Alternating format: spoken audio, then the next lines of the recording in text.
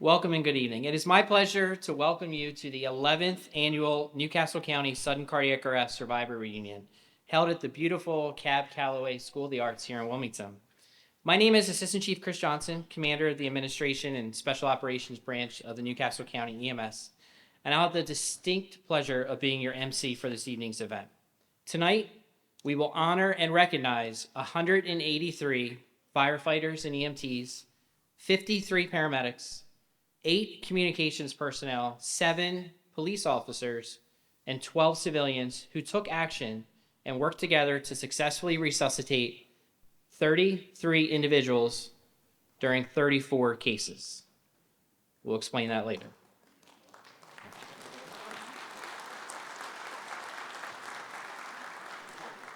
Nearly 700 cardiac arrests occurred in Newcastle County during 2022. Half of these patients were resuscitated at some point during the patient contact. Some of these patients who were resuscitated later passed away simply due to the extreme nature of their medical condition or were discharged to their home after significant rehabilitation for activities of daily living. However, the patients we are highlighting this evening were not only resuscitated, but literally walked out of the hospital with no neurologic deficit and basically the same way they were before their cardiac arrest.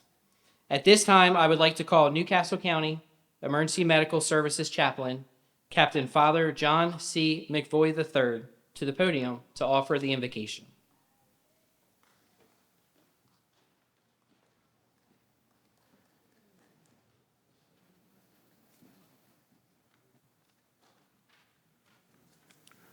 Let us pray.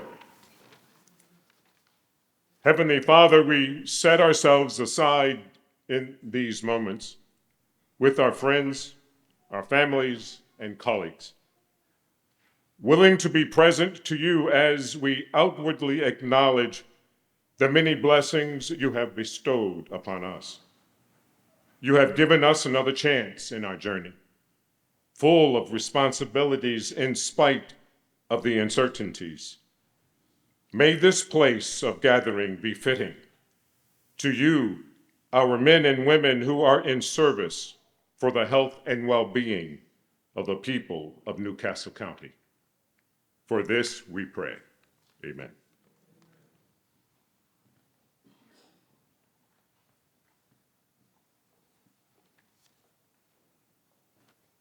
Thank you, Father McVoy.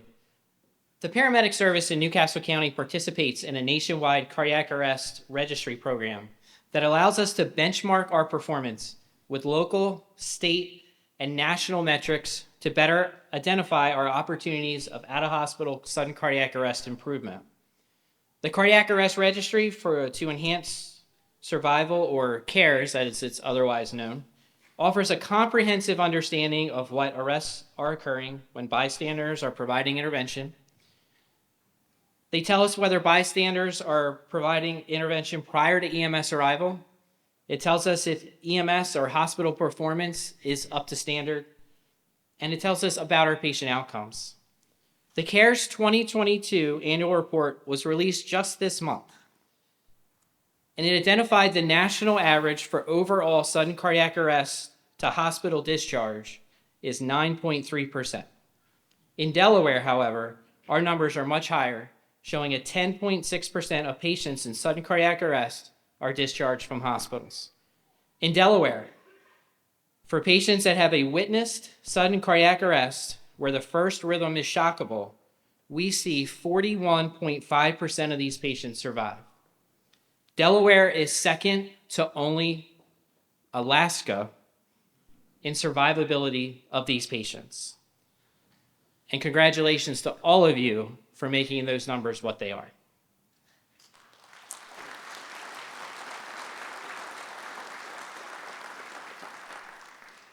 These numbers seem impressive. However, believe it or not, we can actually do better. Only 30% of patients who suffer an out-of-hospital cardiac arrest receive bystander compressions. But thanks to our efforts in community outreach initiatives, the 911 assisted CPR, our hands-only CPR programs, we're starting to see that number improve. Only 9% of out-of-hospital sudden cardiac arrest see an AED applied. But thanks to grant allocations, funding from our governmental sources, public education, our Pulse Point app, we're starting to see those numbers improve as well. Every year we hold this event, it grows larger. And we have to find other facilities to hold it in. Our goal in Delaware is to become the leader in out-of-hospital sudden cardiac arrest survival and to actually outgrow this building. On stage with us tonight, the Chief of EMS, Mark Logeman, Newcastle County Public Safety Director, Vaughn Bond Jr., and our Newcastle County EMS Medical Director, Dr. Justin Eisman. At this time, I would like to call Newcastle County Chief of Emergency Medical Services, Mark R. Logeman, to offer remarks.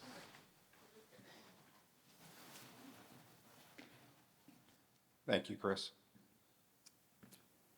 Welcome, everybody, to the 11th Annual Sudden Cardiac Arrest Survivors Reunion. It's an absolute pleasure to host this event that celebrates the lives of those who were saved and recognizes those who dedicate their lives to coming to the aid of those in need. Thank you to all of you who have chosen to attend tonight. The Newcastle County Emergency Medical Services Division relies upon the support of numerous entities to be successful. I want to take a moment to thank the County Executive, Matt Meyer, and his staff, along with the Director of Public Safety, Vaughn Bond, for their unwavering support. A thank you to Newcastle County Council members and their staff for continuing to fund our needs for ongoing paramedic academies and increasing staffing to meet the needs of our community. Thank you to our medical directors for their guidance in our clinical practice. And thank you to the fire service for partnering with us to provide top-notch care to those in need. Thank you to our law enforcement partners for taking the initiative to learn life-saving skills and put them to use daily to truly make a difference. Thank you to our emergency communications personnel for providing life-saving instructions and ensuring the proper resources are responding to emergencies. And a very special thank you to the bystanders who had the knowledge and the courage to step forward and to help someone in need. And thank you to the friends, families, and loved ones who continue to support our first responders, because certainly without them, we wouldn't be able to do our jobs. This past year, we continued to have success in the resuscitation of many victims of sudden cardiac arrest. And this does not happen by chance. It happens through continued education and training in the science of resuscitation. We have also harnessed technology to assist in the treatment of these critically ill patients. Over the past year, Newcastle County EMS has implemented the use of point-of-care ultrasound in the care of certain cardiac arrest cases. These devices are currently carried on our field supervisors unit, and we've seen great success. As a result of this success, we know the devices are needed on every paramedic unit, and that's a heavy lift. I'm pleased to say this evening that through the support of the Newcastle County Recorder of Deeds, Michael Kozakowski, we have secured funding to place an ultrasound device on every paramedic unit. Mr. Kozakowski, I want to thank you for your continued support from your office in the pursuit of saving lives. Along with the recent pledge to fund the additional ultrasound devices, the Recorder of Deeds Technology Fund previously funded the initiation of Pulse Point, the cell phone app that will let you know if you are in the area of someone in need of cardiac arrest treatment. Is Mr. Kozakowski in the building? I just want to, if he was, just acknowledge him, but a very big thank you to his office and to him personally. To all the first responders in attendance, I hope you enjoy the evening and recognize that the work you do has a tremendous impact, not only on the individuals that you treat, but has a tremendous ripple effect on the family, friends, and loved ones of those who are touched by your efforts. To the survivors and their families, thank you for being here to meet those who came to your side in a time of need, and thank you for sharing your stories with us. I would certainly be remiss if I didn't mention the tremendous effort that goes into making tonight possible. Countless hours of research and work are put in to make this evening a success. I want to thank the Emergency Medical Services Division staff who dedicated their time for this effort. Captain Kelly Starr-Leach, Senior Corporal Dana Bowerson, Senior Corporal Leah Reed, Corporal Leslie Antonelli Hobbs, Corporal Katrina Jansen, Corporal Yvonne Shepard, Paramedic First Class William Doan, and Senior Corporal Retired Lori Williams. Thank you very much.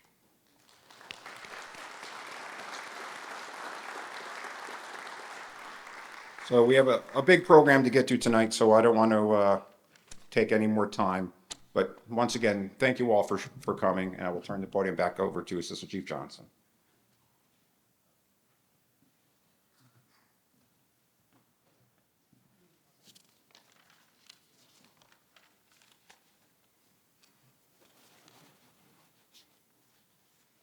Thank you, Chief.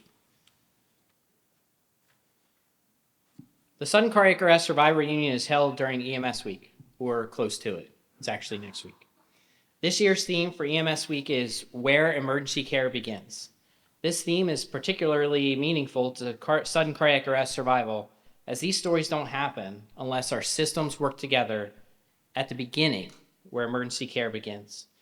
An EMS system that sees 34 cases of patients walk out of the hospital is a system that is supported on many fronts. Our government partners provide financial support and resource allocation. Our state and public health partners provide clinical oversight to permit such a high-performance EMS system. Our law enforcement agencies train regularly. They carry AEDs, and sometimes they're the first ones on the scene. Our 911 center are the first ones to process these calls and send help immediately and give life-saving help over the phone. We'd like to recognize many of those partners that are here because tonight's event is about you. We'd like to begin by awarding citation bars to responders from our first responder agencies. When your name is called, please enter the stage to my right and exit to my left to receive your award.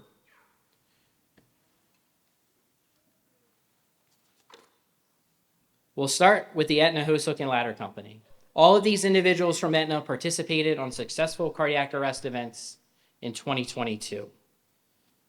Olivia Alexander, Jack Bainter, Michael Bledsoe, William Brode, Dylan Cronin, Monique DeMay, Carly Dominguez, Anastasia Donato, Bruno Esmeraldo, Keith Fry, Paul Garcia, Carolyn Hall, Bruce Ham, Andrew Happer, Michael Hemphill, Hajar Javed, Martin Krasavage, Joshua Laveri, Thomas Mora, Hunter Melson, Tyler Meyer, James Mooney, Brianna Patton, Ethan Revel, Wayne Riel, Liam Ryan, McKenna Shepard, Brandon Stombaugh, and Alec Thornton.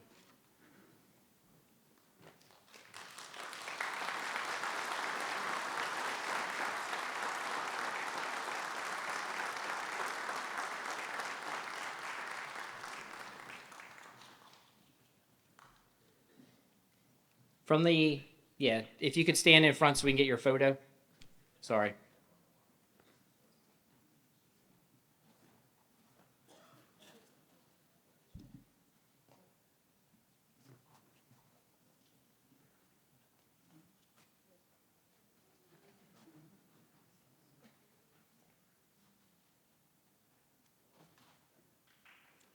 Congratulations.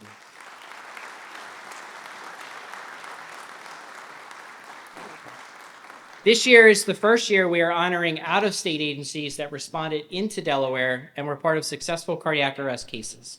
From the Avondale Fire Company, we'd like to recognize EMT Dennis Bison and EMT Madison Rohrbach. If they are here. I don't think they're here. From the Brandywine 100 Fire Company, EMT Caitlin Finelli and EMT Andrea Norris.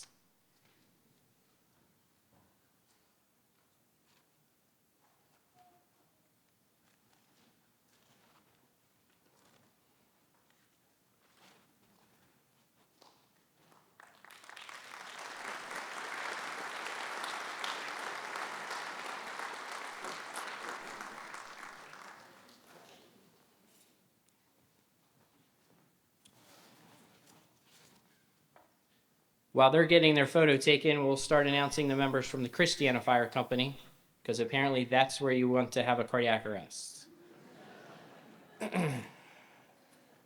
Saquon Aiken, Matthew Almeda, Dominic Baverso, Brooke Biddle, Jason Bach, Dave Chillis, Jackson Cole, Mark Camella, Anthony Casalo, Carl Kraft, Molly Daisy, Pierce Flanagan, Sean Foote, Kevin Galen, Aiden Gregg, Brandon Holbeck, Christopher Kendig, Ray Lyons, Deputy Chief Jack McPartland, Chris Montgomery, Austin Moorhead, Marco Niebiker, Salvatore Nelson, Tanisha Nowlin, Isaac Ongendo, Michael Ullman, Brianna Phillips, Brian Reeder, Chris Riel, Joshua Ritter, Jason Rivera, William Robinson, Adam Ryan, Dominic Santos, Jonathan Sexton, Albert Schrack, Patricia Schrack, Mackenzie Sherman, Assistant Chief Shanahan, stay up for your photo, Daniel Sutton, Assistant Chief Brandon Speakman, and Ty Webb.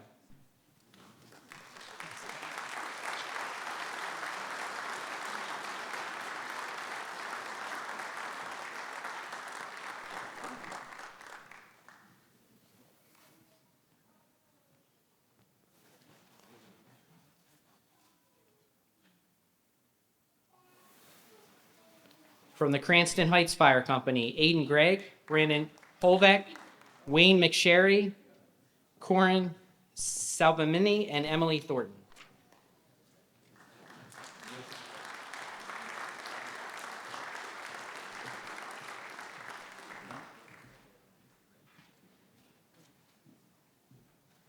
Sir.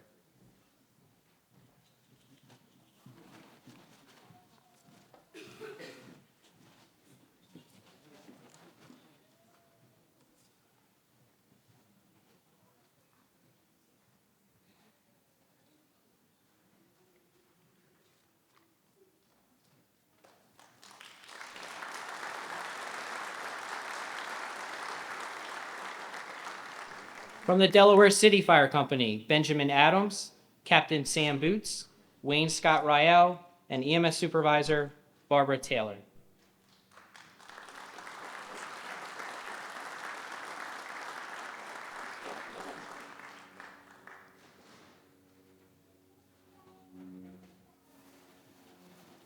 Apparently it's just Miss Taylor.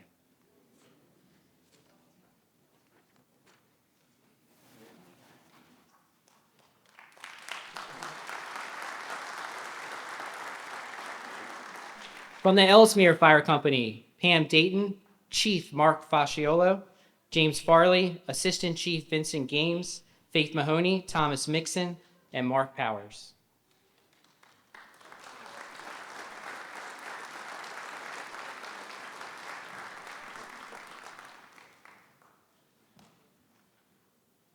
While they're on their way up, I would like to take a moment to thank our governmental partners that are here with us tonight. Deputy Chief Administrative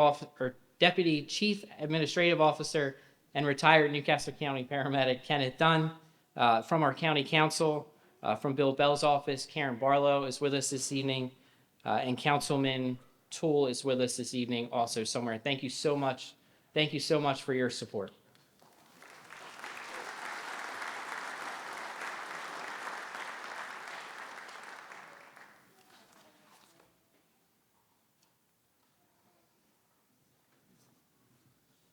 From the Hocassin Fire Company, firefighter John Adams, Assistant Chief Broadwater, Pamela Dayton, Michael Hemphill, Hannah Hicks, Captain Kevin Hovis, Danielle Landon, Assistant Chief George Lamborn, Eric Larson, Wayne McSherry, and Tim Strusowski.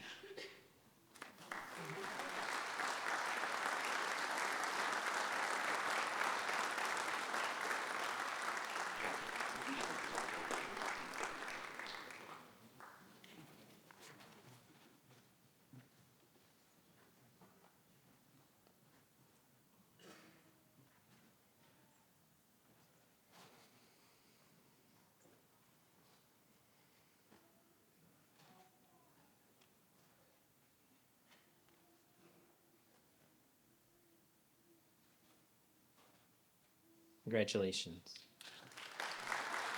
And from the Holloway Terrace Fire Company, Chief Mark Willis, EMT Deanna Dietrich, and Melissa Mahoney Roche.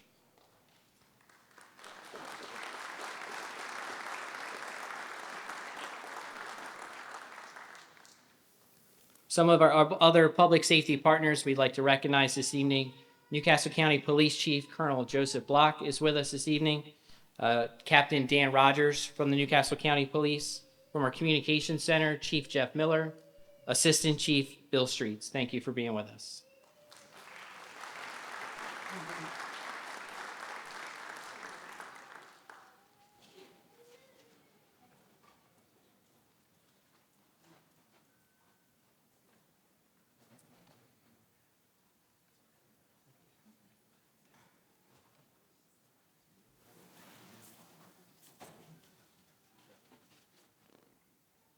Congratulations.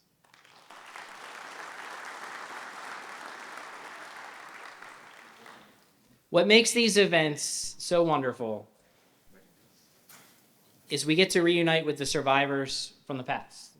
Not only hear about their stories of survival, but how they've lived life and how they've touched others since their arrest.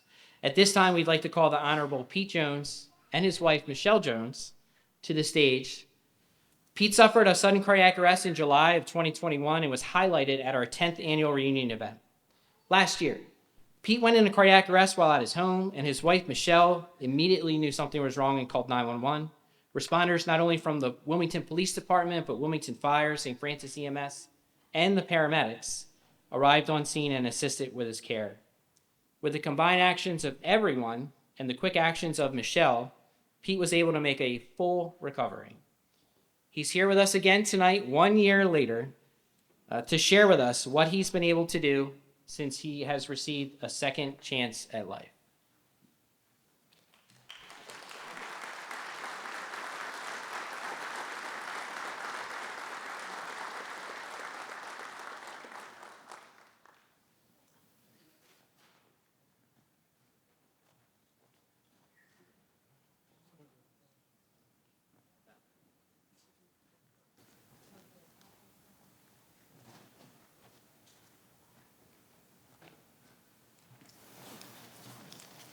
Good evening. My name is Michelle Jones, and I'm a pediatric nurse practitioner.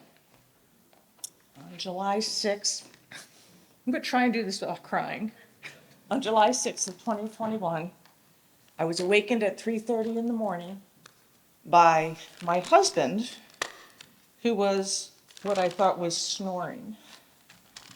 He was breathing very, very loudly. He snores anyway, so I kind of elbowed him. And he didn't stop. So I really elbowed him and kind of said his name. And he was still doing this really loud, snorty breathing. So I turned the light on, and I realized Pete wasn't there.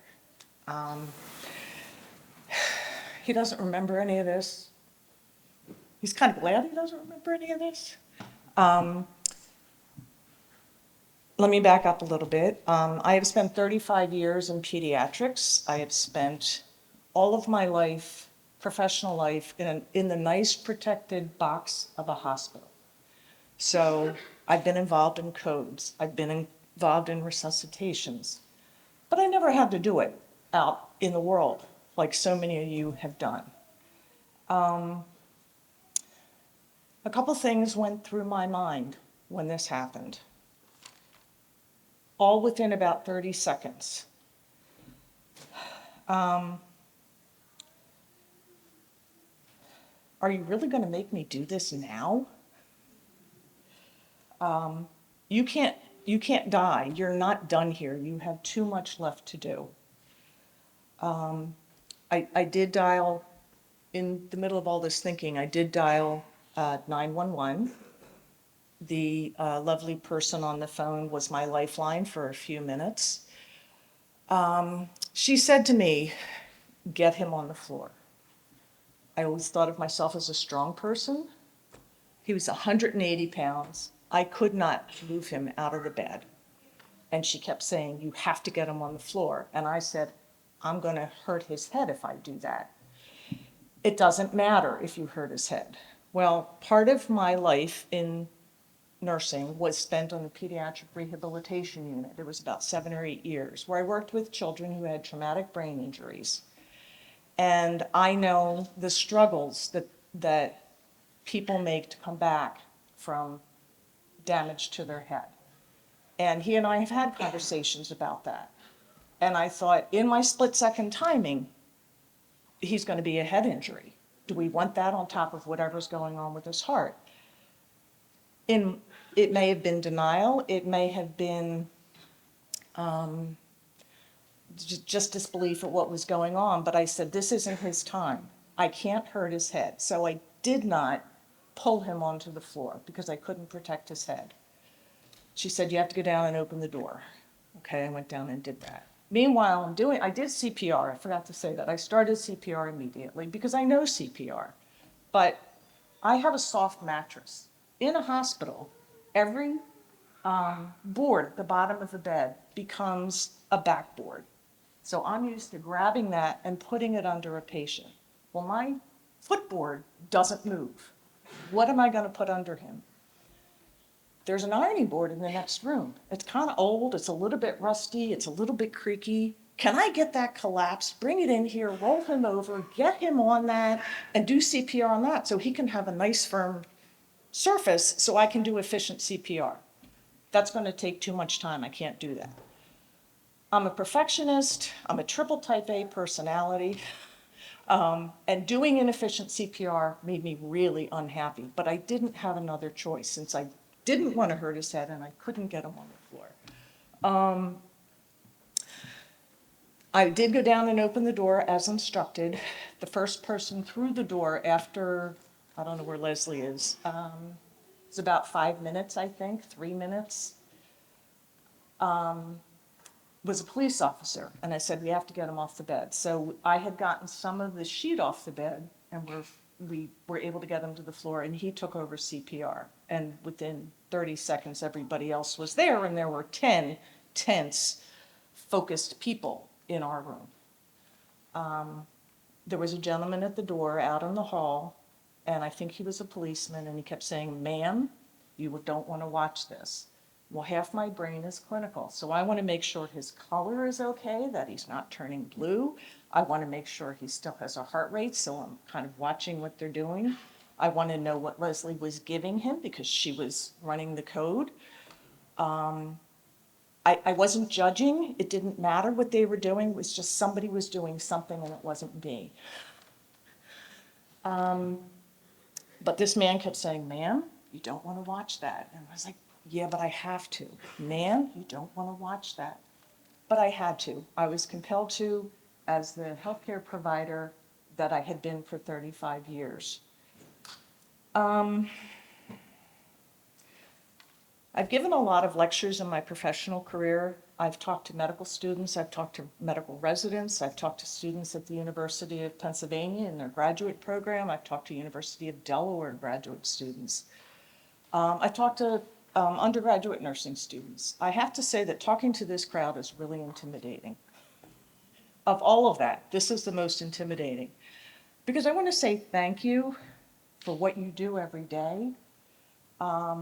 Every day you all decide that you're going to get up and do really hard work. You're going to get up and you're going to make a difference every single day. You have committed yourself to public service. And that's a really special thing.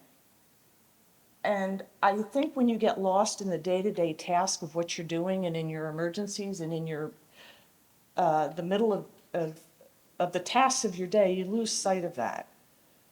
Another part of my career was 10 years in pediatric oncology.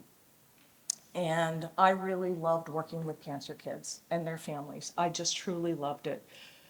But I will say that I had intensive care unit doctors and ER doctors and nurses from any kind of nursing you can think of say, how do you do that? Well, you just do it.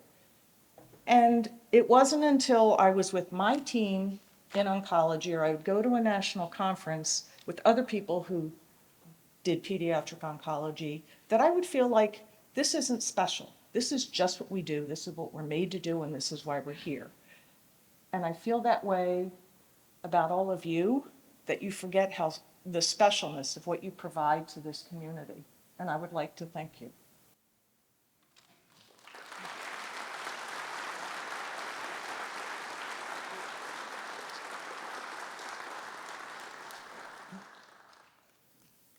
I had no idea what she was going to say. And she has no idea what I'm going to say. I was present at this event last year as a first-time survivor.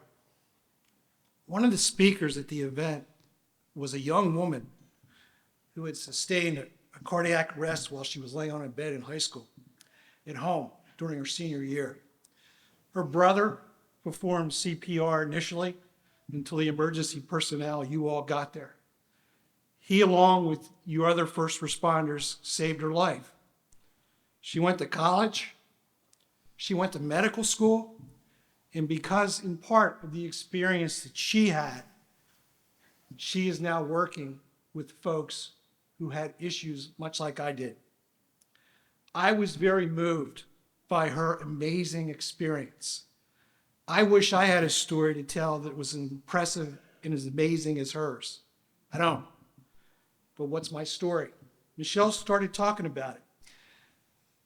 July the 6th was a Tuesday. I'd worked that day. I don't think I went to the courtroom. I was probably at my desk reading a bunch of stuff that lawyers write that kind of, you need a little nose dose to get through some of that.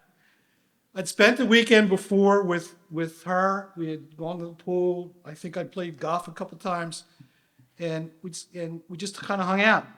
I thought I was in good health. In fact, during the pandemic, we had started walking much more regularly and much longer to get in better shape. I thought I was in good shape. I had no symptoms. I had no complaints. I had no warning signs. I went to bed that like it was every other night. Little did I know that that was the last night of my life as it existed then. My next memory is Saturday, waking up at Christiana Hospital. Now, I was probably not with it. Some will say I'm not with it now, but I probably wasn't with it that day. But I knew pretty quickly something wasn't right, because across the room was my daughter Maggie. And Maggie lives in Colorado. And she had no plans to come home. So I knew at that point. I asked Michelle, because much like her, I thrive on having information. What happened? All I got was, you had a heart attack. I kept asking her for the details. I pestered her over the months, and she said, you don't want to know. When I told her about a year after the event, that's what we call it, the event, that I was going to read the hospital admission form and the discharge summary, she said, don't. In fact, most of the specific details of what happened that night, I learned a year ago when I was here that night, and I heard the description from this very stage. But even though I didn't know a lot until then, I knew something really special had happened. Because when something like this happens to you, you got to go to a hell of a lot of doctor's appointments. You meet a lot of doctors you've never met before. And we would sit down with them, and she was always with me. And the first words out of the doctor's mouth inevitably was this: I've read the hospital record. Did you really do that? And they're not talking to me. Did you really do that? Did that really happen? So the message here is, on this point, is that my story doesn't begin in July of 2021. It begins probably 45 years ago when I met this woman in college, and she was dumb enough to say yes when I said, do you want to spend life together? She had the medical training. You've heard all about her experience. Well, nobody's told me this, and not to diminish what any of the first responders did that night. I suspect that if it hadn't been for her and what she did, that I wouldn't be standing here right now. But what can I say to the responders? I, to this day, continue to see your amazing talents and gifts in action. A couple weeks ago, I was presiding over a criminal trial, and we had a jury. And I'm looking at the jury, and all of a sudden, a woman in the front row basically sumps in her chair, almost falls to the ground. Now, it was pretty apparent that there was something seriously wrong going on.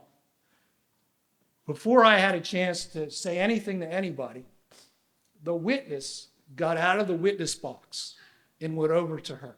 The witness was an emergency room nurse at Christiana Hospital, and she prevented chaos from reigning. She took control. She stabilized that person who was having issues until other first responders could get there.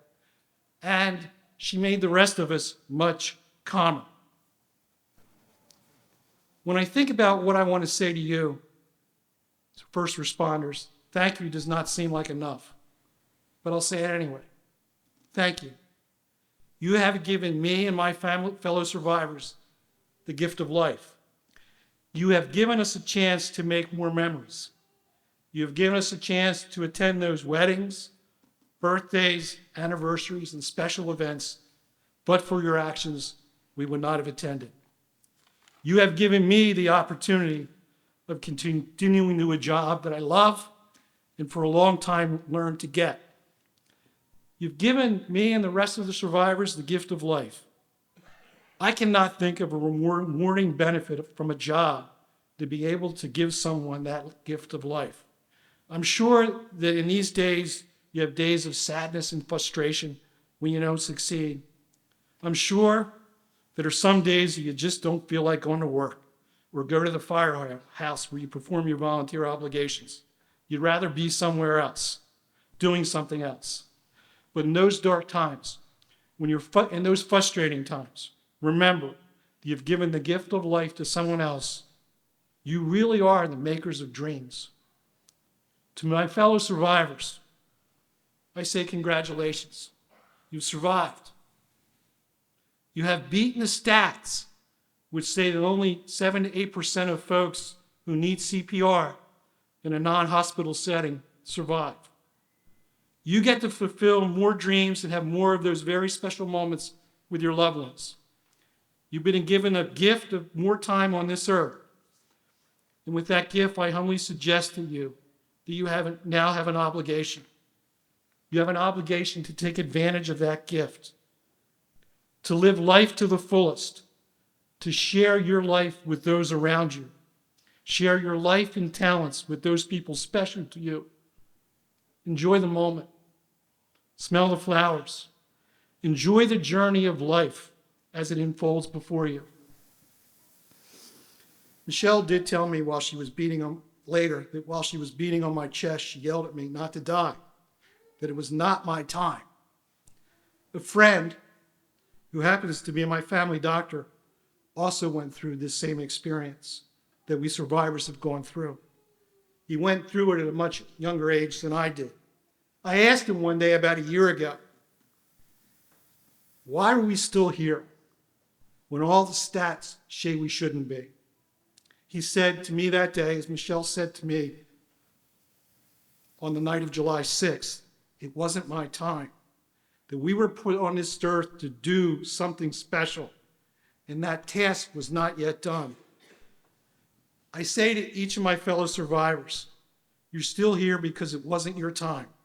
You were put on this earth to do something special, and that special thing is not yet done. I wish you luck in completing that special task, whatever it is. Enjoy the journey. And as you go about your journey, remember those in this room who literally gave you the gift of life. And say a prayer that those very special first responders may complete their journey and do something special that they were put on this earth to do, that they get to fulfill their dreams. Thank you.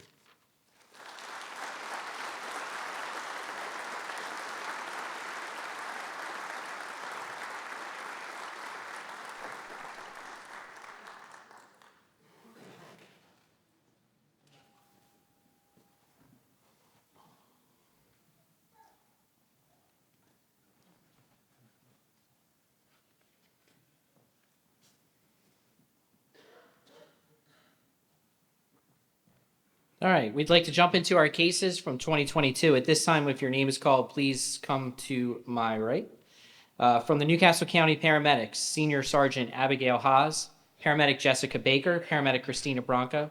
From the Newcastle County Communications Division, Public Safety Operator 3, Onassis Burton, From the Ellesmere Fire Company, Mark Powers, James Farley, Thomas Mixon. From the Minquist Fire Company, Daquan Rollins, Ryan Chesky. And bystanders on this case were Shyla Thompson, Rashay King, and Tyreek Mosley. It does take a village.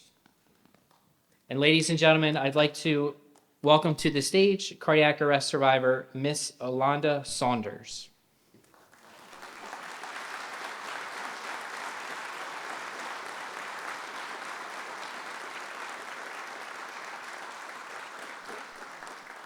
On April 9, 2022, Ms. Saunders traveled from Philadelphia to wonderful Wilmington to see her family.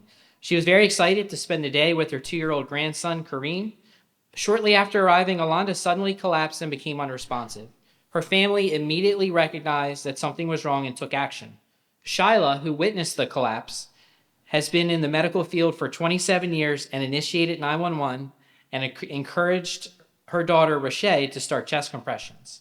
Rashay, a nursing student at the time, initiated chest compressions with the assistance from Shyla and the 911 operator. When Rashay became tired, Tyreek, Alonda's husband, stepped in to take over compressions. Shyla and the 911 operator worked together to ensure that proper compressions were being performed. Tyreek continued compressions as well until first responders arrived. When units from Ellesmere Fire Company, Minquist Fire Company, and the paramedics arrived, Alonda still remained pulseless. Life-saving medications were administered and 2 shocks were delivered. Following the second shock, her pulses were restored. During transport to the Christiana Hospital, she showed signs of life and began breathing on her own and even started blinking. Following a short stay in the emergency department, she was admitted to the ICU, where she was visited by her loved ones every day, and they all believed it made them closer to her. Ultimately, Alonda was discharged from the hospital with no neurological deficits. We are extremely proud of every person involved in this case, especially Rashay, Tyreek, and Shyla. You gave your family member another shot at life, and Kareem many more memories with his grandmother. Congratulations.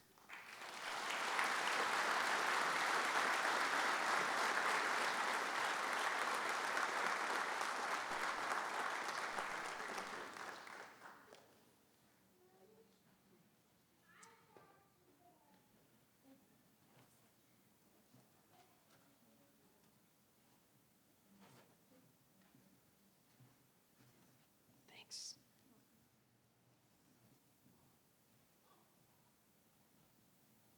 Thank you.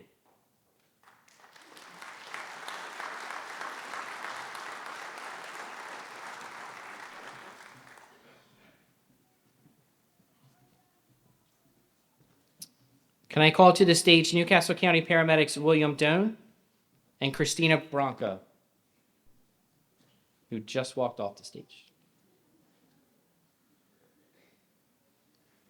From the Aetna Fire Company, EMT Thomas Mora, EMT Caroline Hall, EMT Alec Thornton, EMT Hunter Melson, EMT McKenna Shepard, EMT Jack Bainter, firefighter Tyler Meyer, firefighter Bruno Esmeraldo, firefighter EMT William Brode, firefighter EMT Wayne Rial.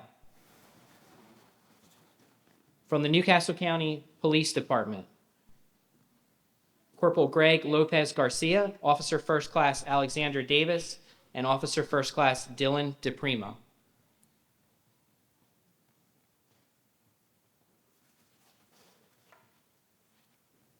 And the cardiac arrest survivor they worked so hard to save, Miss Colette Flanagan.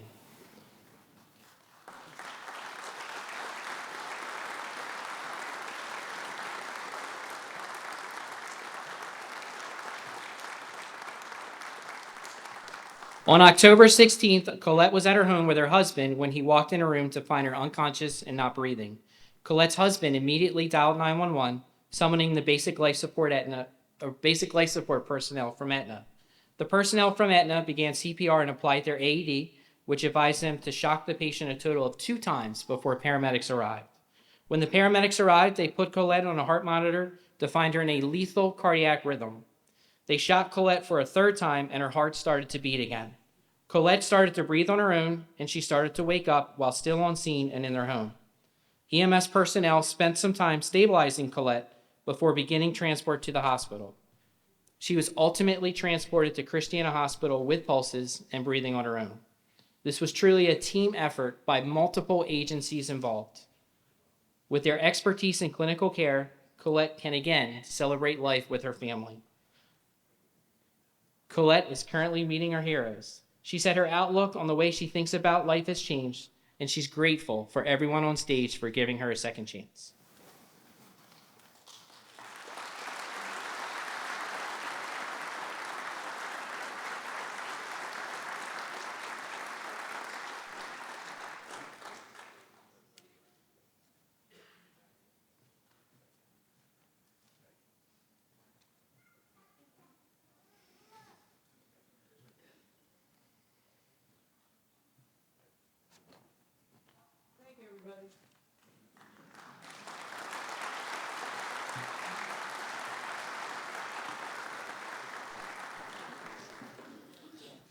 From the Newcastle County Paramedics, Senior Corporal Dana Bowerson, Corporal Brian Bradford, and from the Delaware City Fire Company, Ben Adams, and firefighter EMT Wayne Scott Riel.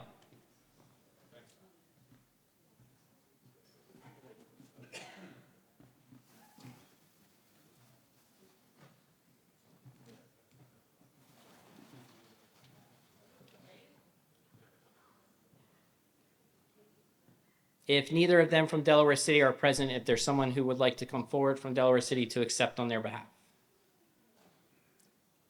I'd like to call to the stage cardiac arrest survivor, Mr. Michael Anderson.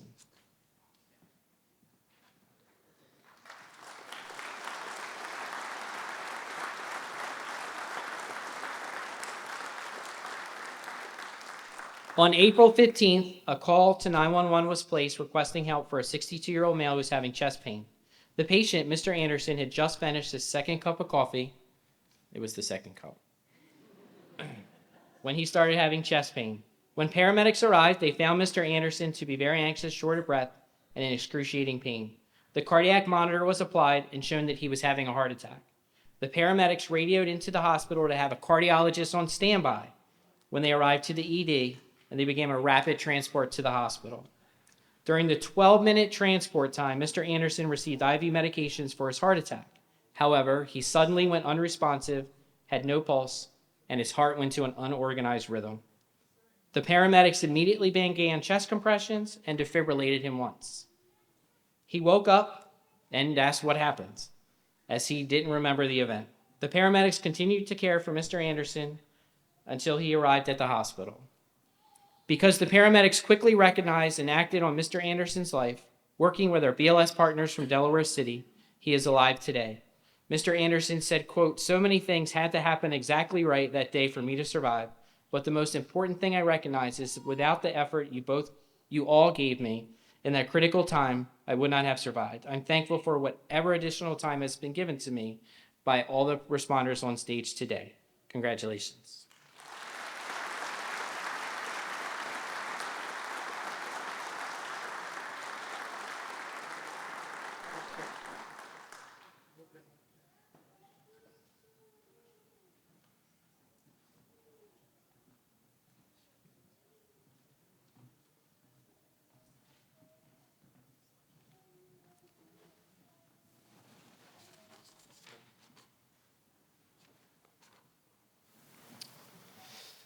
From the Newcastle County Paramedics, Paramedic First Class Miguel Cruz, Paramedic Matthew Ratchford.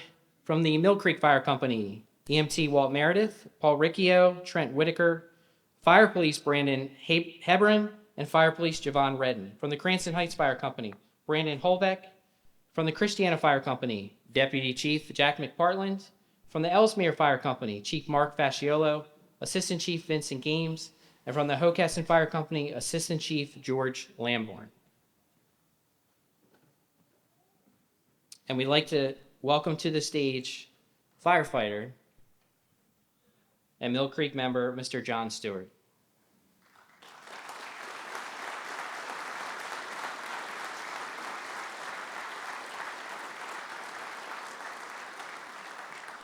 On July 29th, John Stewart was driving a fire truck to the scene of a working house fire.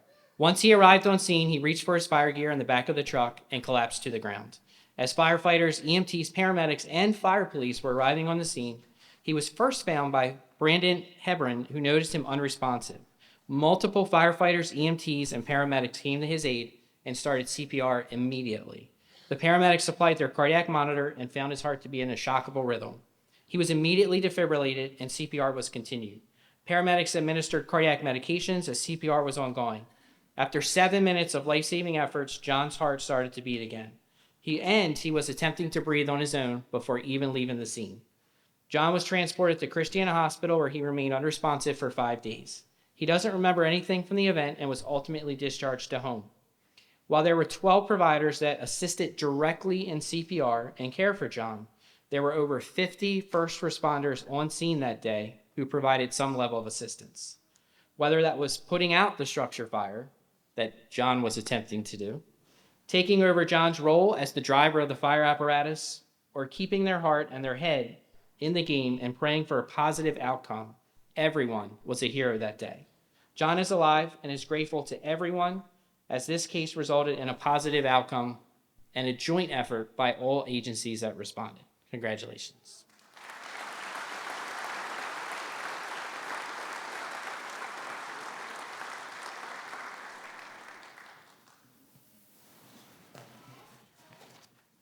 Sir.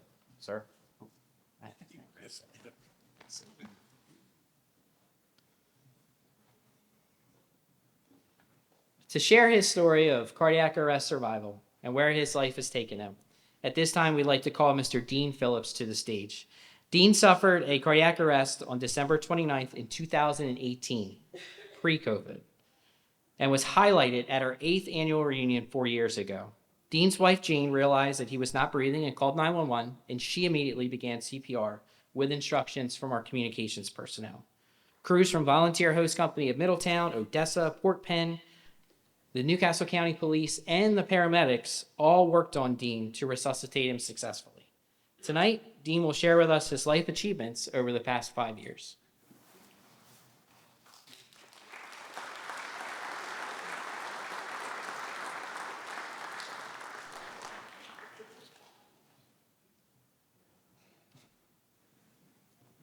Hello, everyone. My name is Dean Phillips. I'm here with my lovely wife, Jane, and I'm 76 years old, and I am a cardiac arrest survivor.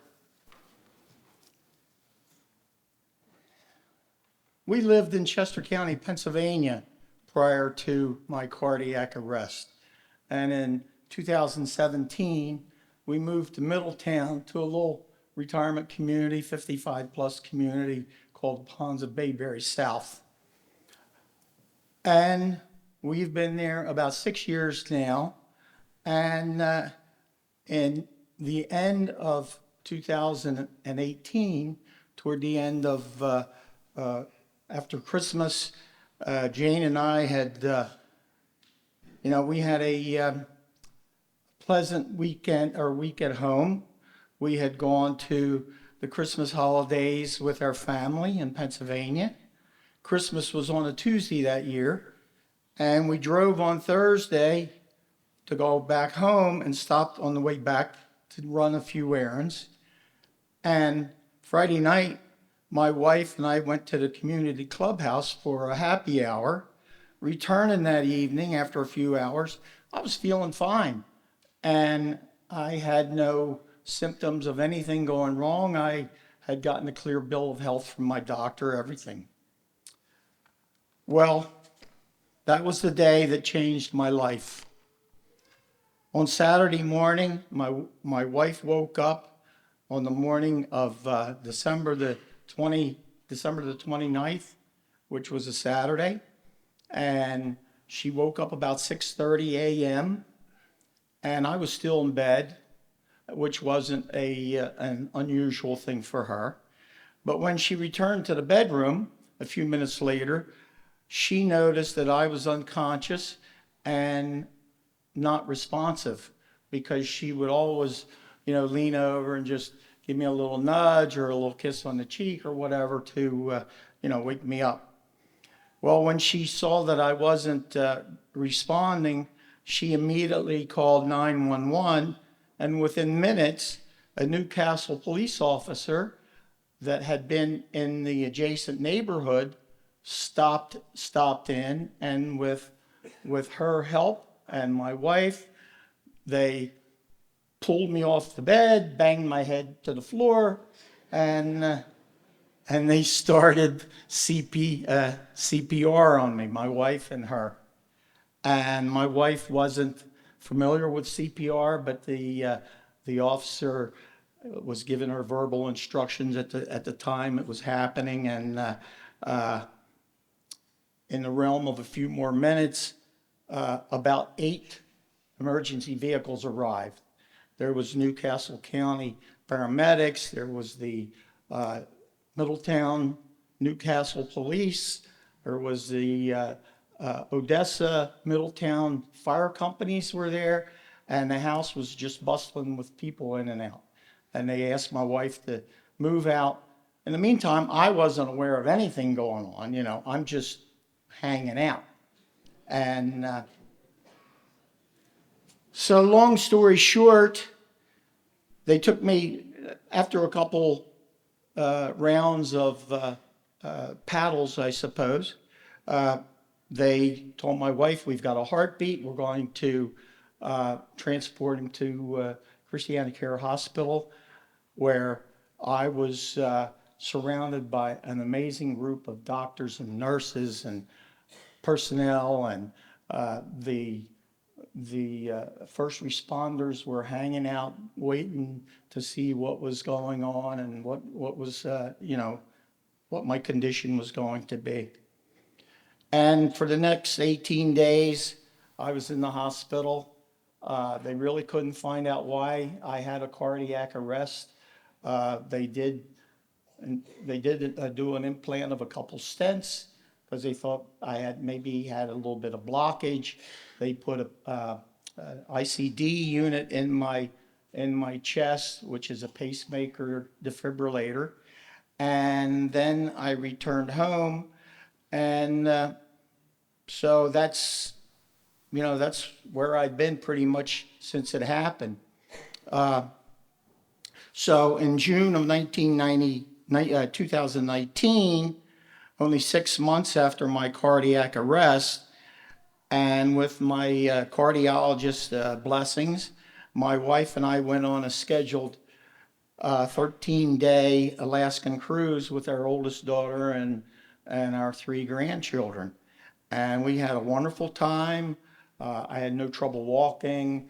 We did a lot of trails. I don't know how many miles we walked, but we had a great time.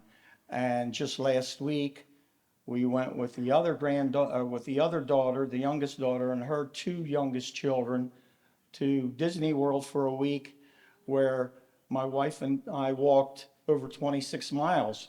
So, I just want to give you some encouragement that life doesn't stop because you've had a cardiac arrest. Life continues. They've given you a chance to live again. That day that I woke up from my cardiac arrest on December 29th, 2018, that was the beginning of a new life for me. It wasn't an end of my life. So we thank God every day for the Newcastle County Police, for the EMTs, for the emergency medical services that Newcastle County has. And without their quick and outstanding response, I wouldn't be here today. At the time I had my cardiac arrest, I was told only 4% of people who have a cardiac arrest survived them. And, I felt blessed and lucky to be one of those 4%. And I'm sure it gets better every year. I was hearing numbers like 10% of them survive now. And today, at 76 years old, I feel good. I have a part-time job that I go to a couple times a week. I enjoy boating. We have a new Corvette, so we enjoy taking it out to car shows. And we love spending time with our grandchildren. We like to travel. And every day is a new day for us. And our priorities have changed. Things that used to be very important to us no longer seem to be important anymore.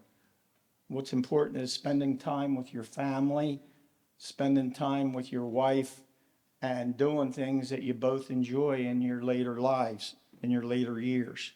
So I just want to thank again the heroes from Newcastle County, the police, the emergency medical services, Middletown, Odessa fire companies for their extraordinary efforts and for giving me a second chance at life.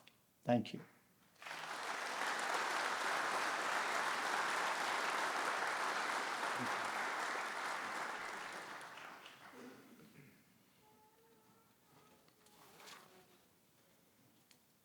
Thank you, Mr. Phillips. We will now present the remainder of the sudden cardiac arrest citations to those remaining fire companies and public safety agencies in attendance, followed by a few more sudden cardiac arrest survivors. As a reminder, when your agency is called, please enter the stage to my right and exit to my left once you receive your award. From the Longwood Fire Company, our second fire company from Pennsylvania, Todd Buddy, Brandon Fuller, and Mike Wells.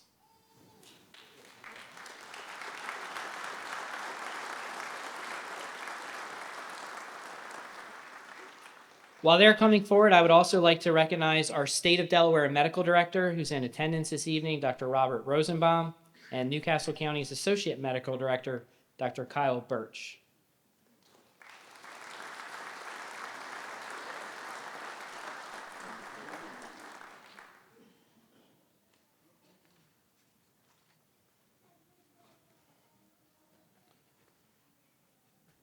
Congratulations, gentlemen.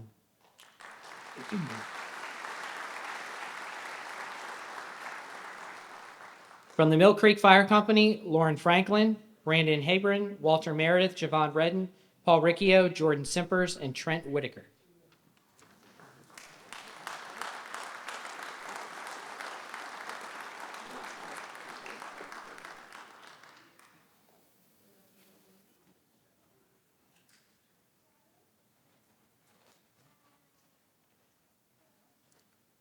Congratulations.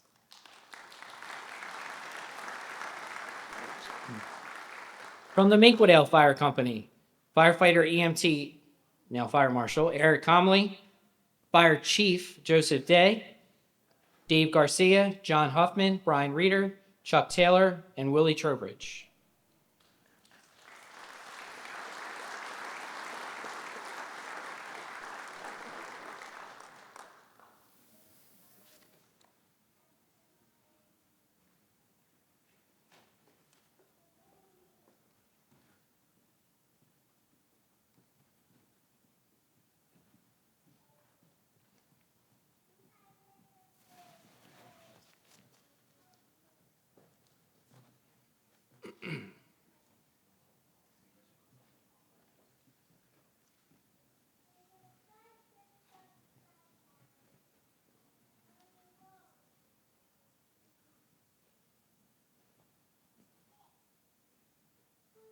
From the Minquist Fire Company, Ryan Chesky, Brendan Mahoney, Faith Mahoney, Kevin O'Toole, Chad Richards, Daquan Rollins, Alan Roush, Austin Tidwell, Michael Vole, and Christopher Ward.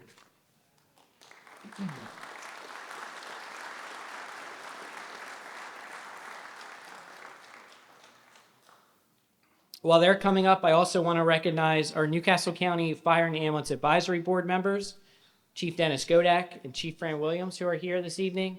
They provide a lot of support to not only the fire service, but to the EMS division as well. So thank you, gentlemen.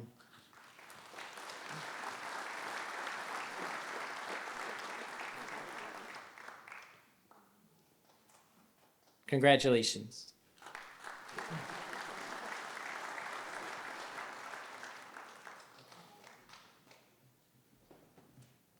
From our Newcastle County Communication Center, Public Safety Operator 3, Onassis Burton, Telecommunicator 1, Eric Carey, PSO 2, James Chadwick, Telecommunicator 1, Anthony Fasciolo, PSO 1, Matthew Heitman, PSO 1, Robert Huffman, Telecommunicator 1, Shauna Skelly, whose daughter is becoming a paramedic, I think, and PSO 1, William Walsh.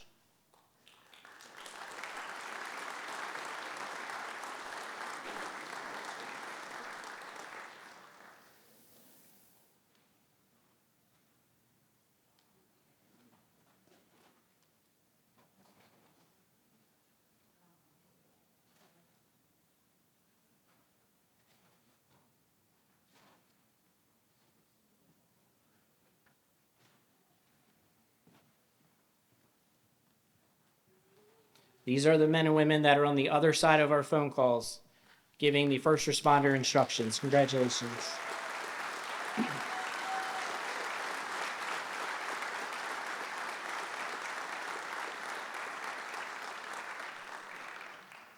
Our partners with the Newcastle County Police Department, Officer First Class Mark Barber, Officer First Class Alexander Davis, Officer First Class Dylan DePrima, Corporal Greg Lopez Garcia, and Corporal Kyle Webb.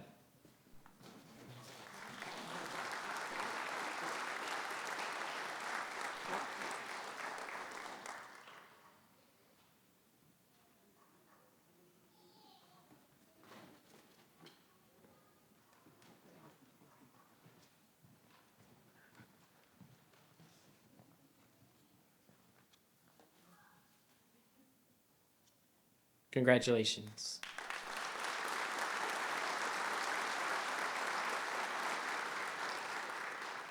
From the Newark Police Department, Corporal Paige Klein, Officer Ryan Parker.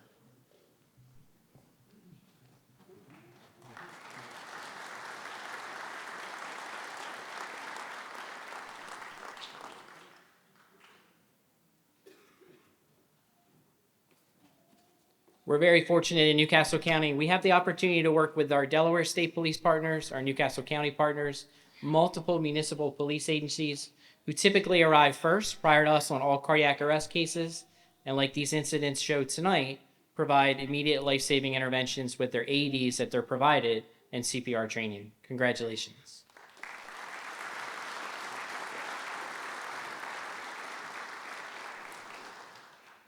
From the Port Penn Fire Company, Timothy Conrad, Gary Duran, Michael Kempista, Austin Moorhead, and Min Nguyen.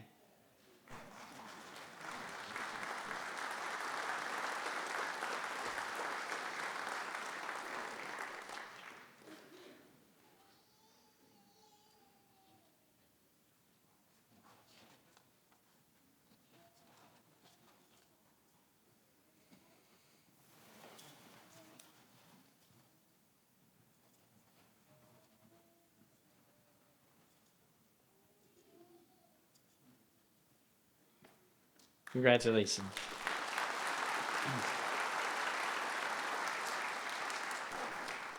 From our basic life support partners in the city of Wilmington, St. Francis EMS, Anthony Ascione, Casey Corcoran, Christopher Gerald, Beth McClements, Taylor McKinney, Gregory May, Margaret Salter, Gregory Schwartz, Tamika Scott, Elizabeth Ward, Richard Workmeister, and Brett Zingarelli.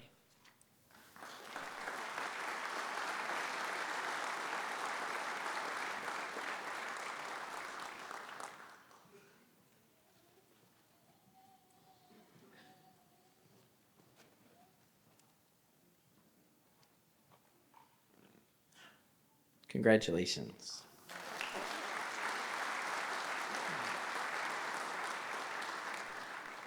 From the Tallyville Fire Company, Tony Cecere, Serena Diorio, Jennifer Glazer, Emily Harvey, Timothy Long, Christian Miller, Cody Snyder, Emily Tobiasen, and Patrick Thompson.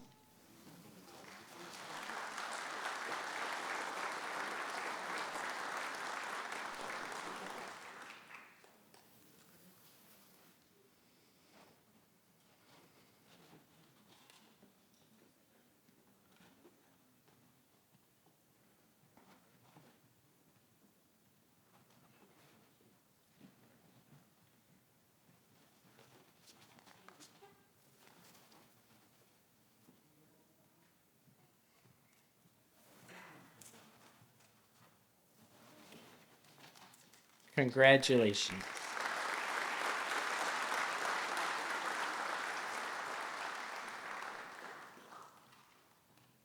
From the southernmost fire district in Newcastle County, Townsend, Peter Bowers, Earl Bowman, Vincent DiDonato, Austin Gardner Ballard, Brandy O'Neill, Dwayne Haynes, Tristan Lurdy, and Bryce Thompson.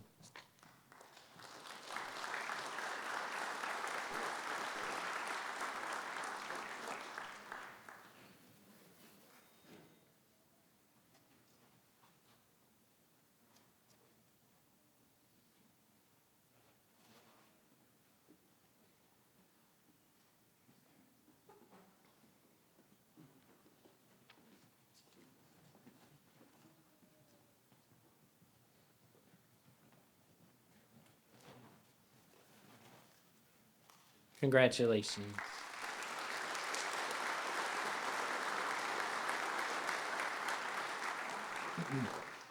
Firefighters from the City of Wilmington: Ashley Bailey, Lieutenant Michael Bush, Jacob Craig, Brian Foote, Lieutenant Charles Hayes, James Johnson, Michael Julia, Jolati Martinez, Lieutenant Michael Maxwell, Zachary Millis, Michael Pressler, David Roberts Jr., Lieutenant Kevin Weems, and John Wilson IV.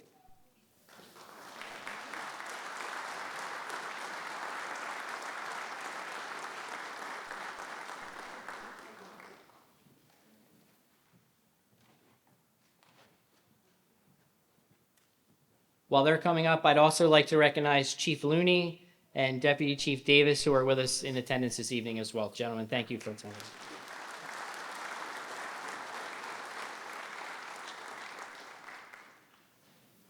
And our last fire department being recognized this evening, from the Wilmington Manor Fire Department: Stacy Abraham, John Curry Jr., Emily McKelvey, and Christine Pender.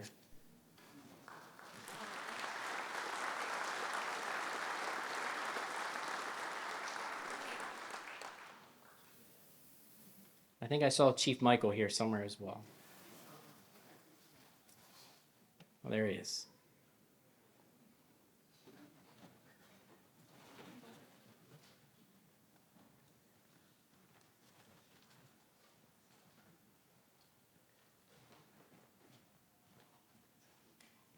Congratulations.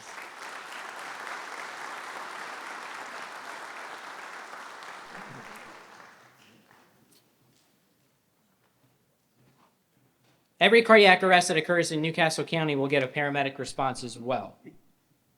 So that's why there's a number of paramedics on this next list. So all the paramedics that participated on successful cardiac arrests in 2022, please come forward. You may need to make 2 lines. Captain Kelly Starr Leach, Senior Lieutenant Joseph Dudley, Lieutenant Isaac Hankins, Retired Lieutenant Donald Morris, Lieutenant Peter Small, Sergeant Abigail Haas, Senior Sergeant Retired Donald Kennard, Senior Sergeant Richard Mormon, Sergeant Scott Keir, Sergeant Rui Kuhn, Sergeant Matt Watson, Dana Bowerson, Brian Bradford, Matt Heiger, Matthew Mitchell, Sherry Portello, Leah Reed, Christopher Shad, Jorge Vasquez, Keely Warwick, Katie Watts, Brian Florian, Oliver Coker, Jessica Mahin, Emily Mallon, Julie Santora, Yvonne Shepard, Scott Sizer, Christopher Collins, Miguel Cruz, William Doan, Ernest Garcia, Christine Huvenen, Susan Maxwell, Michael O'Shaughnessy, Mark Plumley, Christina Shorb, Travis Tomei, Ashley Tylenda, Jack Warwick, Jessica Baker, Christina Branca, Marissa Brancotti, Matthew Casson, Leanne Coop, Curtis Gibson, William Greenlee, Jamie Majewski, Jake Martin, Morgan Netch, Matthew Ratchford, Brian Stafford, and paramedic candidate Alicia Medley.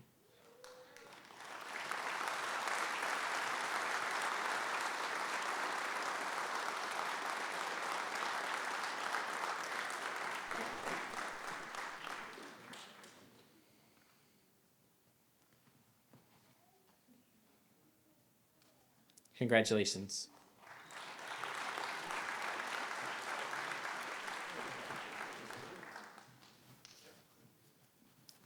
Before we recognize, well, this is going to take a while.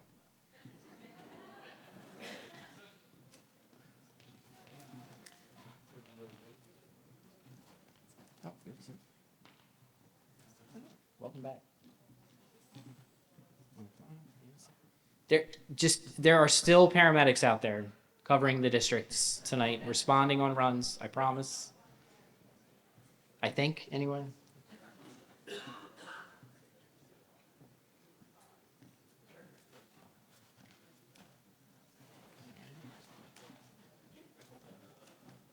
Sir, thanks for coming. Good job.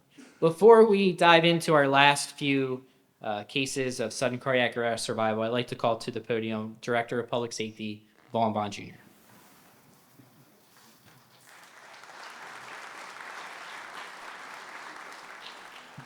Good afternoon, good evening. I will be very brief. Initially, I wasn't going to make any comments. So we wanted to move this program along, but it touched me. You know, we do a lot of great things in Newcastle County. There's no question about it. But the greatest responsibility and the greatest goal that we have is that of saving lives. I don't think that there's any aspect, and I'm not saying that other areas of Newcastle County government aren't important, because they certainly are. But very few give us the opportunity to celebrate a second chance of life like we are doing tonight. I can assure you that the men and women who have come up on this stage who have experienced cardiac arrest will surely tell you that everything else pales in comparison, and that their life being saved by first responders, whether that be from our EMTs, Newcastle County Emergency Medical Services, the Division of Police,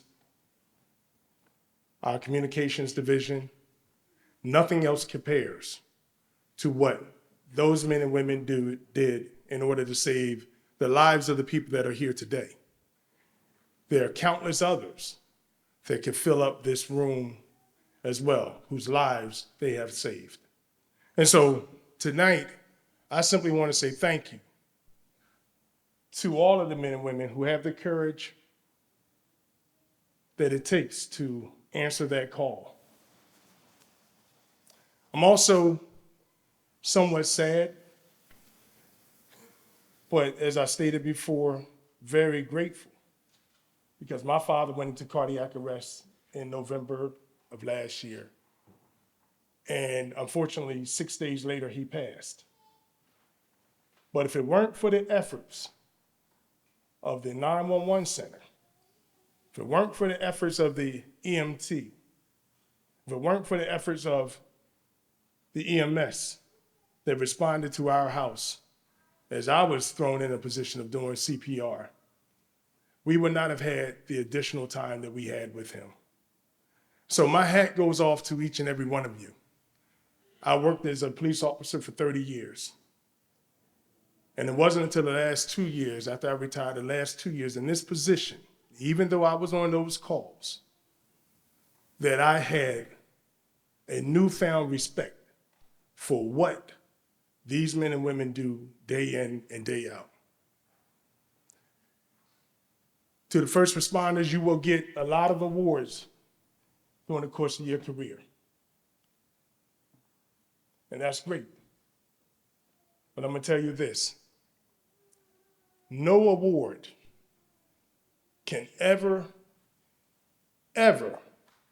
come close to being able to shake the hand of a person whose life you saved.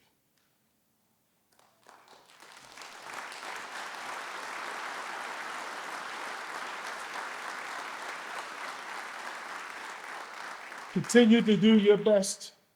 Continue to serve with pride, with dignity, and with respect. May God bless you. Thank you all.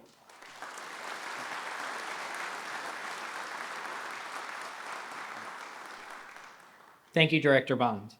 Would the following Newcastle County paramedics please come forward? Sergeant Scott Keir, Senior Corporal Sherry Portello, Senior Corporal Jorge Vasquez, Corporal Emily Mallon, and Paramedic Matthew Casson. From the Newcastle County Communications Center, Public Safety Operator 2, James Chadwick. From the Hocassin Fire Company, EMT Hannah Hicks, EMT Daniel Landon, EMT Pamela Dayton, EMT Michael Hemphill, Firefighter Wayne McSherry, Firefighter Timothy Strasowski, and Firefighter John Adams. From the Avondale Fire Company, EMT Dennis Bison and EMT Madison Rohrbach, and Meredith Wilson.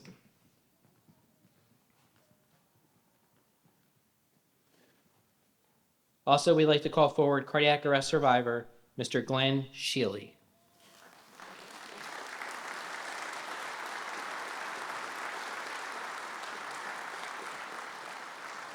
In September of 2022, Glenn was at home and developed chest discomfort following a game of tennis. Glenn's wife, Sue, called 911, summoning the ambulance from Hocassin and the paramedics. The paramedics diagnosed him with an acute heart attack and began immediate treatment. As crews were assessing Glenn, they utilized a new system called Triage to notify Christiana Hospital and the on-call cardiologist of Glenn's pending arrival.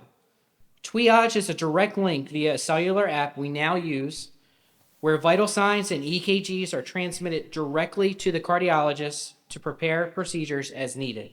Glenn's heart rate then dropped and he went into cardiac arrest. Glenn was quickly defibrillated and his pulses were regained. Because of the triage communication between the cardiologist, Glenn bypassed the emergency department and was taken directly to the cath lab by paramedics when they arrived. Glenn had a short hospital stay and was discharged to home 5 days later. But that doesn't really stop there. 5 days later, Glenn's daughter Meredith was visiting from California. During her visit, Glenn collapsed at his home, causing Meredith to call 911. Meredith followed the instructions from the public safety operator, James, who talked her through chest compressions as Glenn was again in cardiac arrest. Even though Meredith knew how to do CPR, this was a stressful situation, and James provided a calm and reassuring direction for her. Hocassin Fire Company arrived with additional responders for CPR and took over for her. Fire department personnel defibrillated Glenn twice, with paramedics defibrillating an additional 2 times. He regained pulses and was transported during the hospital, during which time he began to respond to the EMS personnel.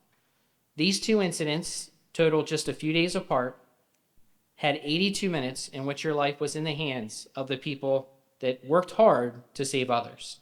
Many of those minutes, these responders breathed for you, simulated a heartbeat for you, and shocked your heart back into a normal rhythm. We are proud to say that we are your responders and glad to be with you here tonight. Congratulations.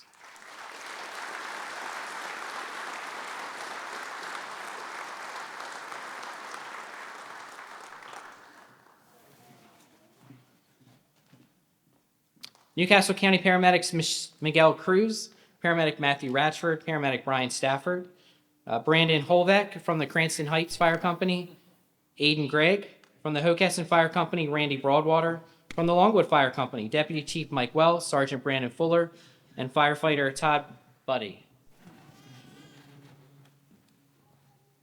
And is Miss Del Campo here? There she is. How could we miss you? You may have seen her on 6 ABC, NBC 10, Fox News. Miss Del Campo is very well known.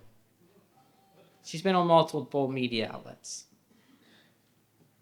In the early afternoon on October 30th, 2022, 911 was activated for a female having difficulty breathing in church. The fire department arrived and found the patient, Miss Del Campo, sitting on a bench in obvious distress.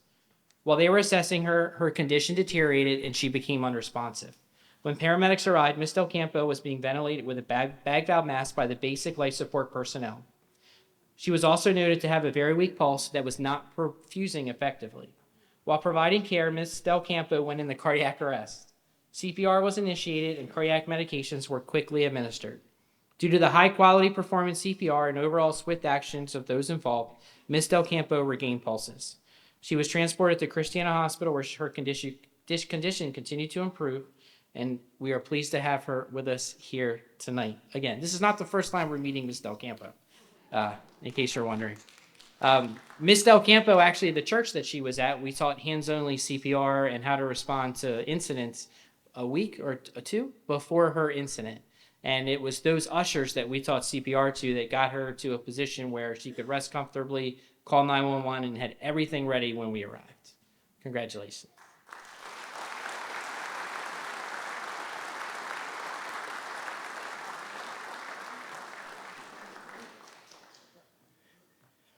Newcastle County paramedics Dana Bowerson, Jack Warwick, Marissa Brancotti, and paramedic candidate Alicia Medley.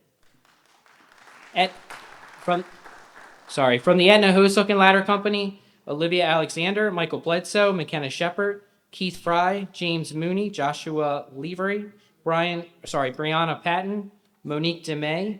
From the Newark Police Department, Corporal Paige Klein and Officer Ryan Parker. And is Jessica Serwinski here tonight? Oh, she is. Come on. Come on. Again. And we'd also like to call to the stage Mr. Dan McKelvey.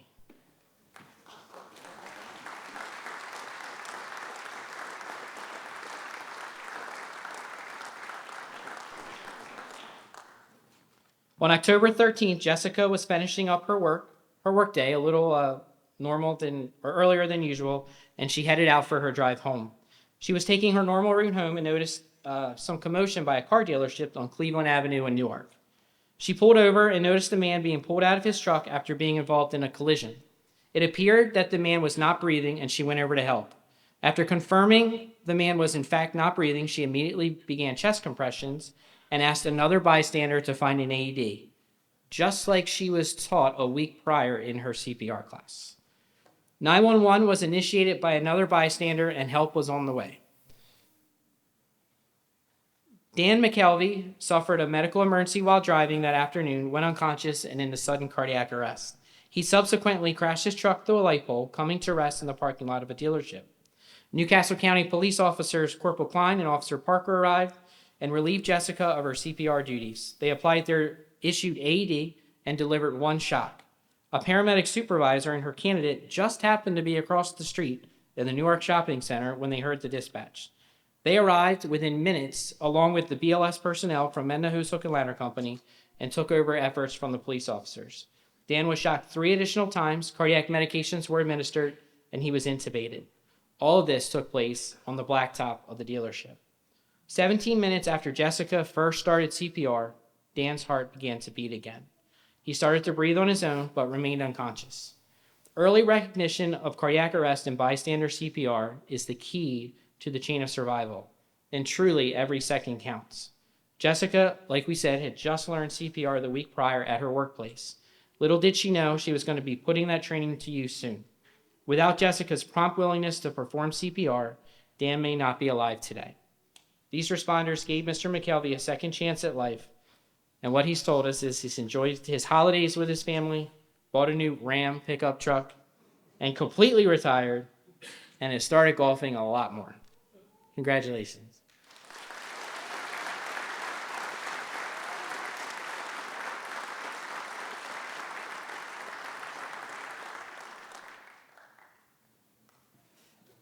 I'd like to call Newcastle County paramedics Mark Plumley and Christina Short.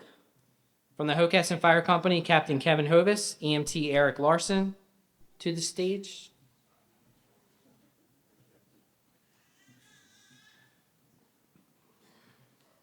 And Mr. Comagese, would you come forward, please?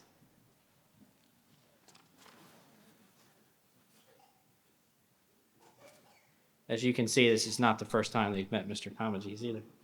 On January 2022, Mr. Comagese was enjoying a quiet evening at home, sitting in his living room and catching up on the evening news. Suddenly, he began experiencing chest pain and difficulty breathing.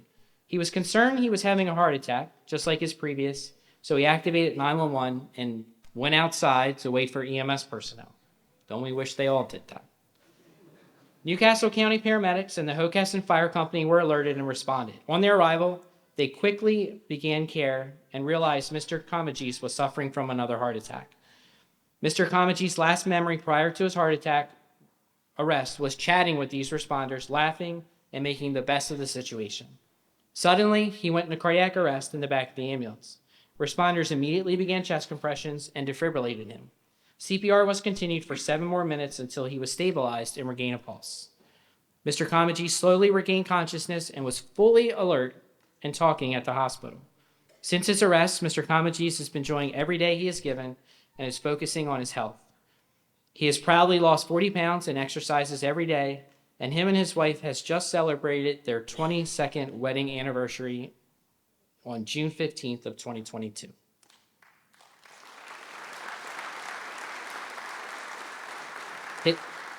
His daughter has moved and come back from California to be closer to their families, and Mr. Kamaji said that the EMTs and paramedics that saved his life, he will never forget. Congratulations.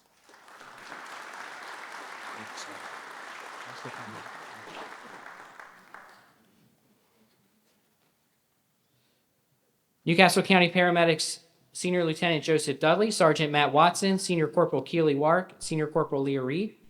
From the Minquist Fire Company, Firefighter EMT Michael Vole and EMT Faith Mahoney.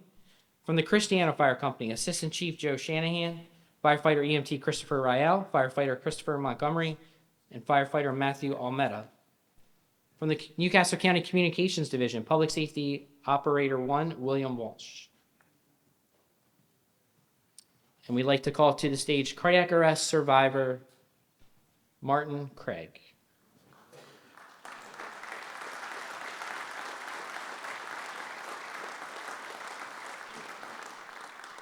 On May 22nd at approximately 11:30 in the morning, a 911 call was placed for a 68-year-old male in cardiac arrest. Mr. Craig was outside enjoying the afternoon doing yard work. Mr. Craig noticed something wasn't right and he began to feel ill, so he went inside his home where his condition worsened. 911 was quickly initiated and Mr. Craig took 2 of his nitroglycerin during the response of emergency responders. Prior to the arrival of EMS personnel, Mr. Craig collapsed on his kitchen floor. EMS crews found him on the floor unresponsive and without pulses. CPR was immediately initiated along with bag valve mask ventilations. The EMS crews worked diligently performing life-saving efforts throughout the entire patient contact. Mr. Craig was defibrillated a total of 6 times and cardioverted once after regaining pulses on scene. He was transported to Christiana Hospital with continued care provided. Ultimately, the combined actions of all the people involved in this case resulted in a successful resuscitation, and it's our pleasure to have you with us tonight. Congratulations.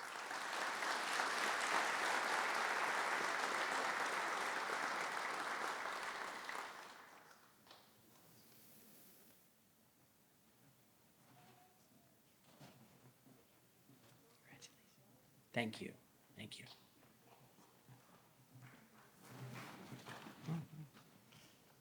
I'd like to call forward, this is the last one. Newcastle County Paramedics Brian Florian, Paramedic First Class Michael O'Shaughnessy, Paramedic First Class Ashley Tylenda, Paramedic First Class Jack Ward. Newcastle County Police Officers Corporal Kyle Webb, Officer First Class Mark Barber. From the Newcastle County Emergency Communications Division, Public Safety Operator 1 Matthew Heitman. From the Aetna Hose Hook and Ladder Company, Firefighter EMT Michael Hemphill, Firefighter EMT Martin Krasavage, Firefighter EMT Ethan Ravel, EMT Anastasia Donato, EMT Caroline Hall, EMT Bruce Ham, EMT and paramedic candidate or recruit Thomas Morrow.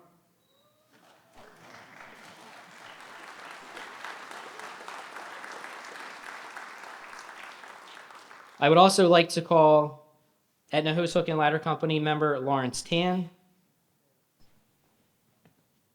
and bystanders Donna Weerbach, Andy Hetzler, and David Lewis.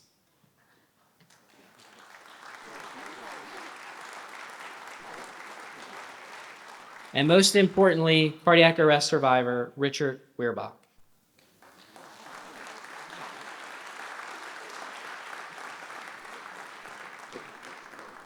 On October 8th, 2022, Mrs. Donna Weerbach noticed her husband to be unresponsive and took action immediately, calling 911. Through questioning Mrs. Weerbach, the 911 personnel identified her husband to be in cardiac arrest, dispatching the appropriate units and providing Mrs. Weerbach with CPR instructions. Due to the incident being dispatched as a cardiac arrest, the Pulse Point app was also activated, alerting those responders in the immediate area that someone was in cardiac arrest and that CPR was needed.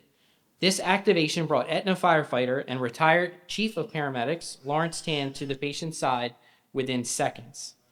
Mr. Weerbach's wife was also able to flag down multiple neighbors to help perform CPR to limit the downtime before first responders. Paramedics arrived and applied their cardiac monitor, finding Mr. Weerbach in a lethal cardiac rhythm. A shock was delivered and CPR was continued. With only a few short minutes of continued resuscitation, Mr. Weerbach regained pulses. He was transported to Christiana Hospital with continued care performed by EMS personnel throughout the transport. After a short stay, Mr. Weerbach was discharged home with no neurologic deficit. This final case that we're highlighting tonight actually brings what we do full circle. With the financial support of Newcastle County government and funding through the Recorder of Deeds office, retired Chief Tan, who was chief at the time, initiated the Pulse Point app in Newcastle County with hopes of increasing our bystander CPR numbers at getting people to patient sides, ultimately saving more lives. In this case, he was the responder. On October 8th, 2022, Mr. Weerbach was a recipient of his neighbor's hard work. Mr. Weerbach's neighbor, Chief Tan, who started the use of the Pulse Point app, was that responder that day. Not only was he alerted, but he responded immediately and ultimately led to saving his life, simply due to an app on your phone. Newcastle County encourages all responders to download the Pulse Point app today. In your program this evening, there is a QR code that you can download directly onto your smartphone device to help us save more lives, like Mr. Weerbach's, who's up on stage today. Congratulations to everyone involved in this case.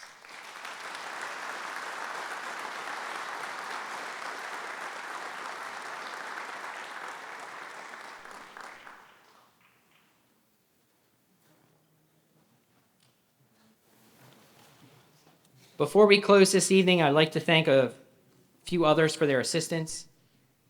Brian Touche from the Cab Calloway School of the Arts, Chris Ginn from Chris Ginn Photography, who will capture all these moments tonight, Brian Cunningham and Kyle Grantham from the Newcastle County Communications and the Executive's Office, and our 5th Newcastle County Paramedic Academy, who is assisting throughout the evening. To close this event, at this time, I'd like to call the Honorable Matthew Meyer, our Newcastle County Executive, to offer closing remarks. Thank you. Good evening. Good evening. We're still here. Good evening. First of all, can we hear it for Lieutenant Johnson, the entire committee that put this thing together? An extraordinary event. Honestly, just about my favorite night of the year. This is the 7th time I've had an opportunity to attend this extraordinary gathering. My name is Matt Meyer. I'm the county executive. It's a little like the mayor of Newcastle County. I was elected for the first time 7 years ago. We manage 2,150 employees in Newcastle County government, managing 15 libraries, 250 parks, 415 authorized trained police officers, the largest paramedic service in the state, largest 911 center, largest affordable housing program. I could go on and on. One of the quick lessons I learned in this, my first elected office, is that government screws up. We screw up. Just this morning, I was on a call about a tennis court at a park, where about 6 years ago, some of the tennis players complained that there were potholes in the tennis court, and they needed it to be fixed. Took me about 2 years to get the budget to fix the tennis court. We bid it out. It went to a contractor who didn't do a good job. It wasn't inspected well. We cut a ribbon on the tennis court. The tennis players complained. 2 years later, we're still trying to get the right blacktop on the tennis court, get it lined properly. And it's interesting, I start my day with that, and here I am tonight, where we celebrate these incidences where nothing went wrong, where everything had to go right, and it did go right. And the one thing I want everyone here to know is for those incidences to go right, takes a tremendous amount of work by these individuals in uniform, these heroes in uniform who you see here tonight, these leaders up on stage, including Dr. Eisenman, who's the medical director, as you know, for the county, and also decades of investment. The last incident, Chief Tan came up here. The irony that Lieutenant Johnson stated, that he was the one that initiated this Pulse Point app, the idea that your phone would notify you when someone nearby needed your help. It was his idea, it was his implementation to make it happen. And here he is years later, retired as the chief, leading an incident through this Pulse Point app. Tremendous amount of teamwork and effort by our paramedics, by our 911 operators, by our police officers, members of the fire service, and also bystanders, many times family members. I want to highlight to you that we can do more. We can do more. When I found out there were 33 individuals this year, 33 individuals whose lives were saved, my question is always, how can we have more next year? Of course, it's pointed out to me that actually maybe we want less, because we want less cardiac incidents. But what can we do together to extend this tremendous miracle? When I was a kid, I'm pretty sure there were 0 cardiac saves each year. So how do we do more? How do we create more teamwork? One way is encourage people you love, people you know, your neighbors, your friends, to sign up. Every public safety agency in Newcastle County is hiring today. Our 911 operators, our paramedics, the fire service, police officers. Please sign up. These individuals you see are getting among the best training in the country. If you don't want to do that, or even if you do, we also have programs to enable people to be bystanders like retired Chief Tan. Lori Williams, who's here somewhere in back, is running extraordinary classes across our community. You saw one incident tonight where she went to a church with her team and trained the church ushers in bystander CPR, hands-only CPR, downloading the Pulse Point app. And by the grace of God, in a church, a week later, there was an incident, and those ushers knew exactly what to do, saving a life.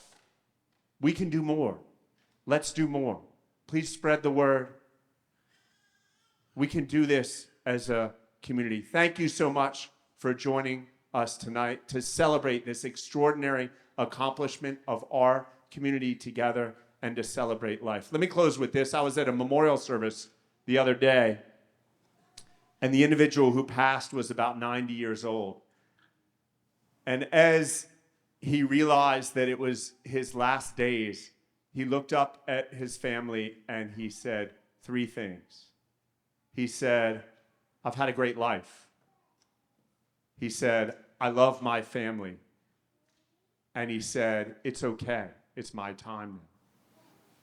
It's extraordinary tonight as I was listening to each of these incidences. These are individuals who said, I'm having an extraordinary life. I love my family, and it's not my time yet. Thank you so much. Have a good night.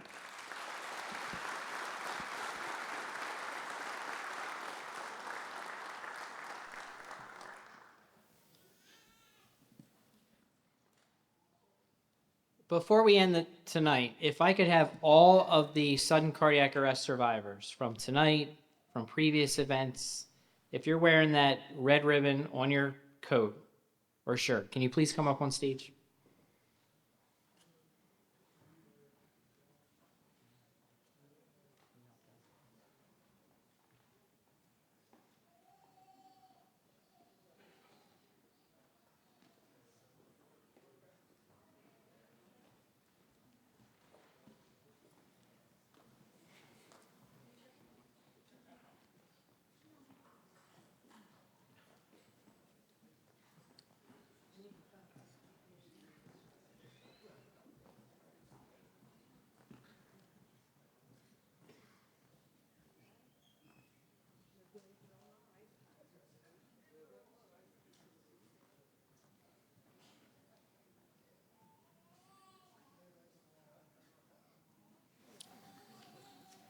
I'd like to address everyone wearing a red ribbon tonight. As first responders, when you look out there, all of these men and women in front of you save lives and make a difference every day. However, rarely do they get the opportunity to see what that truly looks like. Thank you for your courage to be here tonight and share your story. Tonight, you all created an experience that each and every one of those men and women in the audience will never forget. Thank you.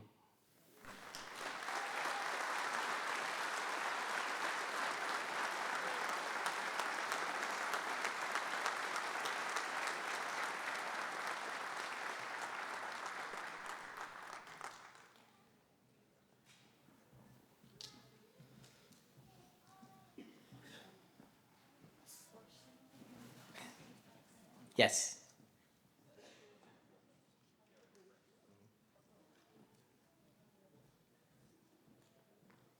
I also failed to recognize, and I apologize, Chief Colin Faulkner, Chief of the Kent County Paramedics, is here this evening as well. Sorry, sir.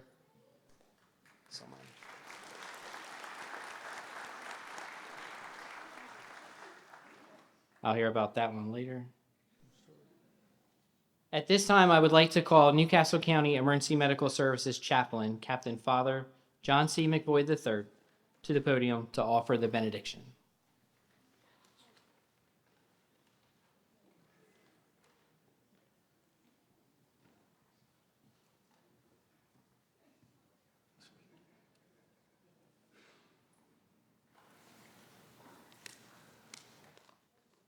Let us pray.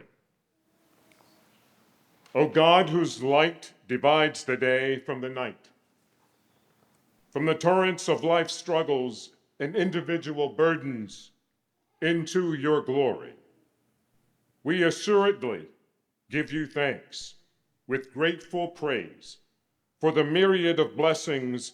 So incline our hearts, Lord, to keep your law and guide our feet into the way of peace. For this we pray. Amen.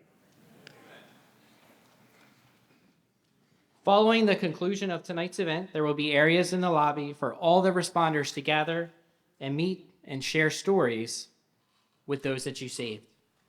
In closing tonight, please remember this year's EMS Week theme, that you are where emergency care begins. All of you are encouraged to continue rising to the challenge. You are the ones who make our EMS system what it is and make an event like this possible. And in the words of Grace Firestone, a survivor from our first sudden cardiac arrest event, please know that what you do makes a difference. Good night.